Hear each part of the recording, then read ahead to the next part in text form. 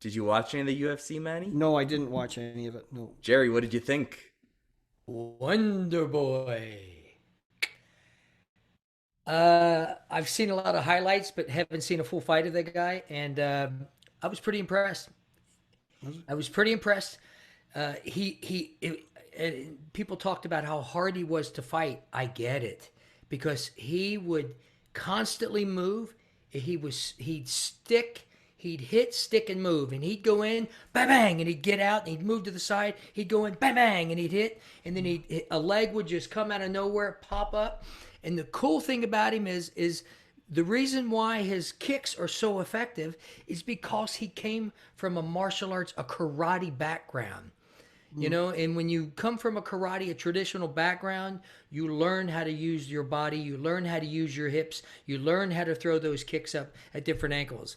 And it's funny because they're watching some of the other fighters fight, when they would throw the kicks up, they'd throw the kick up, and then after the kick would hit or be deflected, boom, their foot would be relaxed.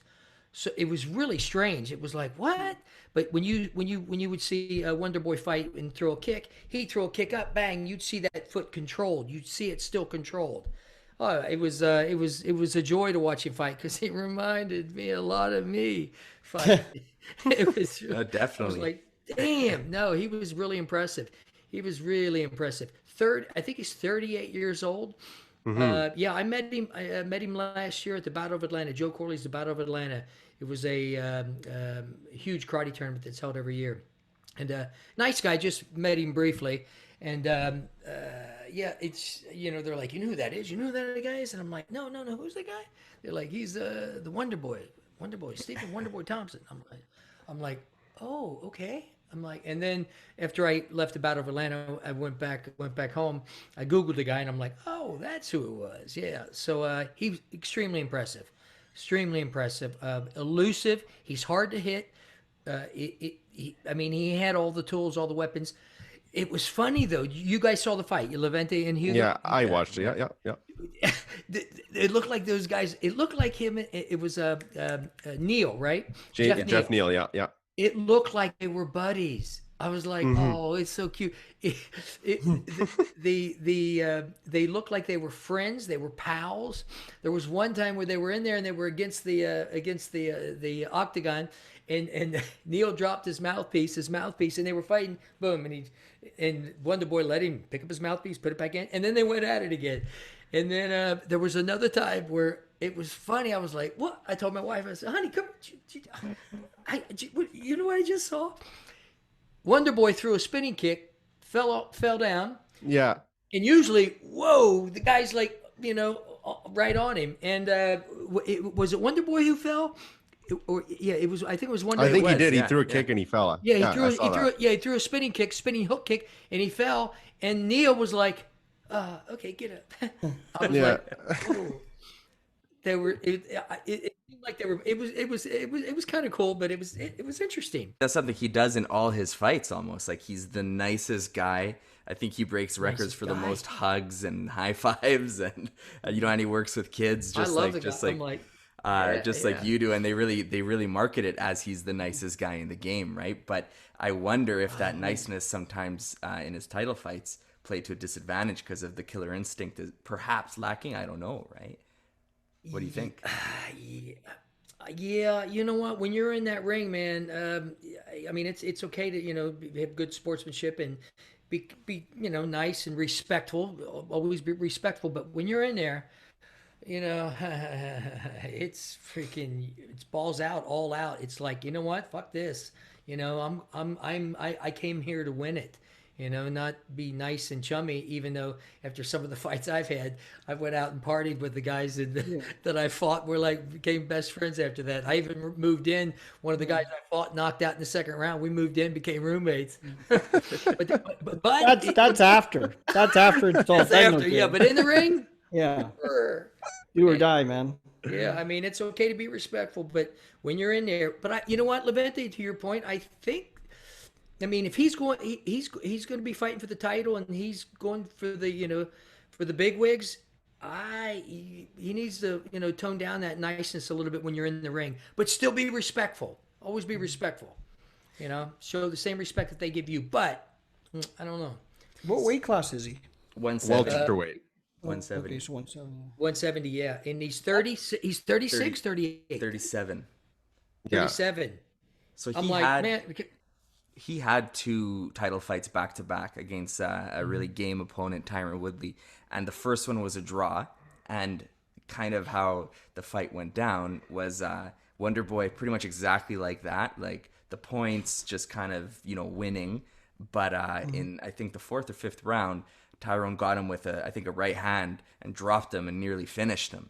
And then they actually called that one a draw, right? And then they rematched, and it was virtually identical, the 2 fights. I gotta agree with you what you're saying there. I am the second fight, the same thing. You're right. He got dropped again. But yeah, same thing. Just what you were saying, Jerry. Just he's in and out. He's so quick and he's so elusive, right? He's a really hard guy to train for. He's got that wide karate stance, right? And he's so good at utilizing. I always fear for him because he keeps his hands so low. So I always feel like that's why he's been dropped. Like that's the only time he's been dropped with Tyron Woodley. But yeah, I agree with Levente. I thought you could have given that fight to Wonderboy for sure.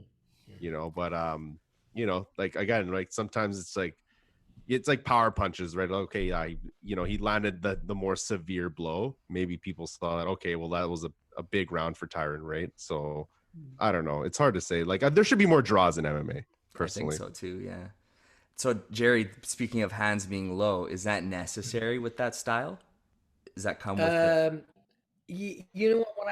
When I fought, there were times where I fought hands down, and time when I fought hands up. And I'd hear my mom in the audience, in the crowd, going, "Jared, get your damn hands up!" I'm like, as I watch the fight, I'm like, my mom's like, I said, "Mom, God, you gotta watch your mouth." She's like, "Well, you get your damn hands up." You know what? There's sometimes when I drop my hands, it's to bring these guys in. And I felt that, at times I was good enough and, to drop the hands and bring them in and sucker them in and then boom, counter and go at it. It just depends on how you train. When I trained, my trainer used to put me in the corner and say, "Drop your hands." He'd have sparring partners get in there in front of me. I wouldn't get out of the corner and they just fire shots and I'm like, boom, trying to get out of the way. So when I got into the ring, I dropped my hands and I'd go at it. I think that's what he does. He drops his hands and he tries to sucker those guys in there because he's so fast. His reflexes are amazing. And again, a lot of his greatness, I think, is the fact that he studies karate. He studied Japanese karate, kempo. His family has a karate school, I think, in South Carolina. Mm-hmm. Yeah, his father, Ray Thompson, pretty heavy hitter in the martial arts world. But yeah, man, he lives, breathes, and sleeps and eats martial arts. And yeah, I've watched some of his little online videos that he does with teaching technique.